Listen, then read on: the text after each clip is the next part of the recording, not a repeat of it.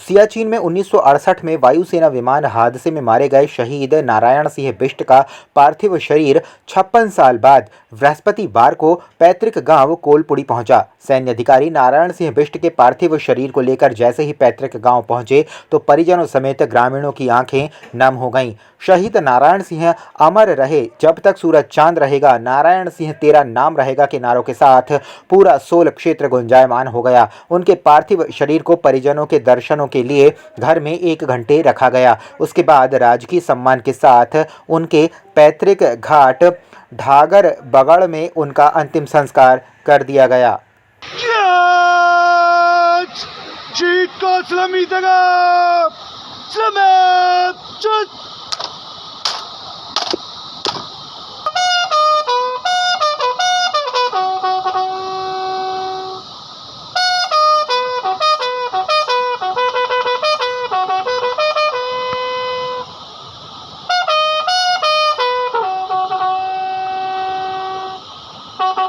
बिल्कुल। जो आज मैं सबसे पहले सेना का धन्यवाद करता हूं और सरकार का धन्यवाद करता हूं जो 56 साल के बाद आज श्री नारायण सिंह बिष्ट जी का जो पार्थिव शरीर ग्राम सभा कोलपुड़ी में हमारे पैतृक गांव यानी कि मेरे घर में, जो पहले श्रीमती बसंती देवी जो यानी कि मेरी मम्मी हैं और नारायण सिंह की वाइफ थी, उस टाइम में जब मेरी मम्मी बताया करती थी बचपन में कि किसी टाइम यानी कि 1962 में उनकी शादी हुई थी और 1968 में जब जहाज़ क्रैश हुआ था उस टाइम चंडीगढ़ से लेह के लिए जो जहाज उड़ान भरा था उसने और हिमाचल और रोहतांग के बीच में क्रैश हो गया था और 1 साल कोई बोलता 1 महीने बाद चिट्ठी आई थी और उस चिट्ठी के माध्यम से पता पड़ा कि जहाज क्रैश हो गया है और उसमें उनकी मृत्यु हो चुकी है।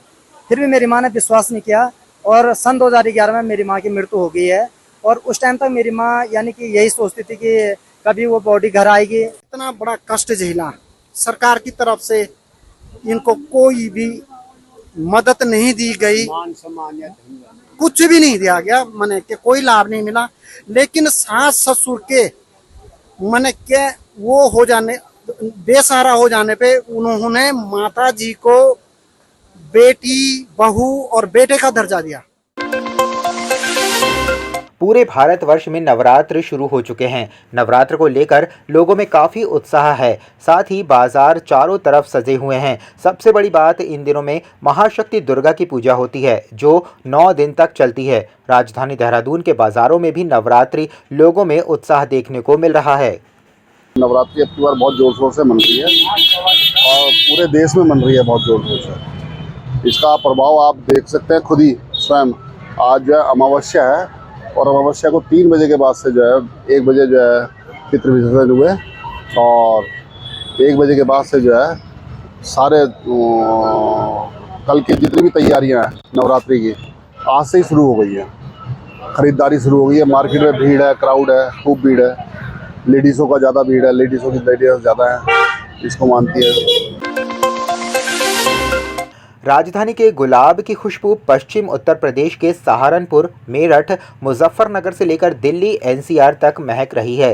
गुलाब की खेती करने वाले किसानों को इससे अच्छा मुनाफा हो रहा है।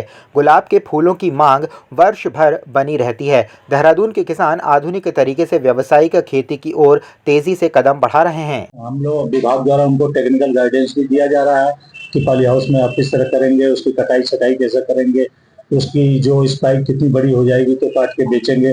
क्योंकि देखिए मार्केट में गुलाब की बहुत डिमांड है, उस हिसाब से अभी मतलब गुलाब की खेती नहीं हो रही है।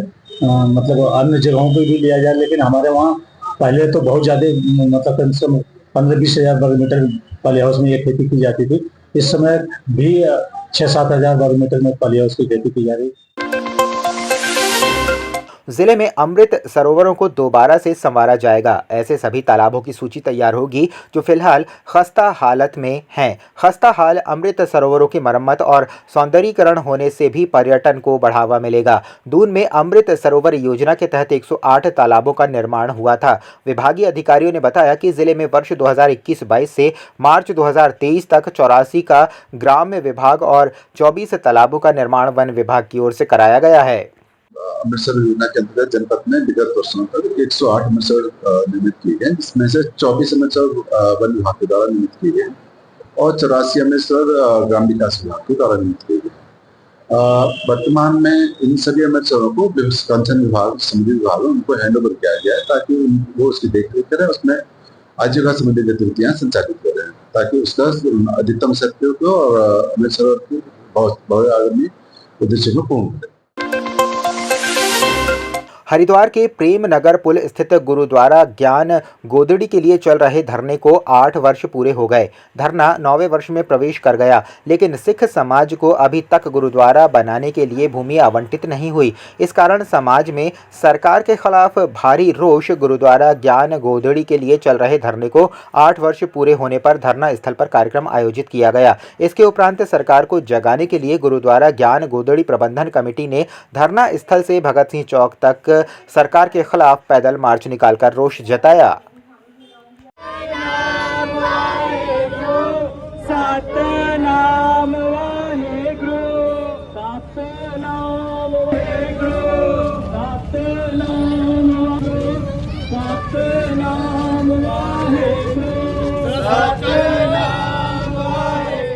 हम हर साल रोष मार्च निकालते हैं सरकार के खिलाफ, और वैसे भी हमारा पत्राचार के द्वारा या हमारे मेंबरों द्वारा सरकार से मिला जाता है कि हम उनको बताएं कि हम किस लिए यहाँ पर बैठे हुए हैं। तो गुरु नानक देव जी के पावन स्थान, हर की पौड़ी वाला स्थान, और यहाँ पर जो खुद गवर्नमेंट ने हमें ये स्थान दिया है उसके लिए बैठे हुए हैं। तो हम रोष मार्च की निकालेंगे नहीं तो क्या करेंगे, क्योंकि सरकार को कितनी बार तो हम कह चुके हैं, कितनी बार प्यार से वार्ताएं हो चुकी हैं, लेकिन हमारी अल्पसंख्यक होने की वजह से कोई सुनवाई नहीं।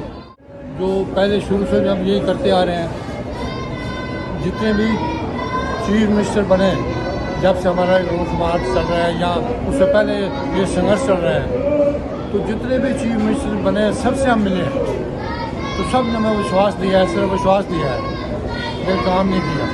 जितने भी प्राइम मिनिस्टर आए हैं, मनमोहन सिंह जी थे उनसे मिले, मोदी जी से उनसे मिले, हमारी कमेटी मिली, हम मिले, लेकिन उन्होंने विश्वास दिया, लेकिन अभी तक जमीन पर कुछ नहीं मिला। राजधानी देहरादून में अपना परिवार द्वारा प्रत्येक वर्ष की तरह इस बार भी देशभक्ति पर आधारित एक शाम हिंदुस्तान के नाम कार्यक्रम धूमधाम से नगर निगम टाउन हॉल में मनाया गया। अपना परिवार के इस आयोजन में अलग अलग क्षेत्रों में कार्य कर रहे लोगों को अपना परिवार द्वारा सम्मानित भी किया गया। इस कार्यक्रम में देश की महापुरुषों को भी याद किया जाता है। हम लोग जो हमारे देश के शहीद लोग हैं, जो देश को जिन्होंने आज़ाद कराया, क्रांतिकारी, सबका हम लोग उस दिन नमन करते हैं, उनको उस दिन याद करते हैं। उनकी याद में हम लोग एक शाम हिंदुस्तान के नाम मनाते हैं। और आज लाल बहादुर शास्त्री जी का जन्मदिन है, लेकिन एक बात हमें नहीं भूलनी चाहिए कि आज रामपुर तिराहा दिवस, आज के दिन ही हमारे अनेकों उत्तराखंड के निवासियों ने, हमारे उत्तराखंड के वीरों ने शहादत दी थी, और शहादत का ये नतीजा है कि आज ये उत्तराखंड राज्य अलग स्थापित हुआ है। सबसे पहले मैं उनको श्रद्धांजलि देना चाहूँगा। और ये प्रोग्राम महत्वपूर्ण इसलिए है कि आज हमें थोड़ी सच्चाई समझनी पड़ेगी। यहाँ हम अपने जो महापुरुष हैं उनको हम लोग याद तो करते हैं, लेकिन उनको हम लोग महिमा मंडित उतना ही करें जितना कि उनको होना चाहिए।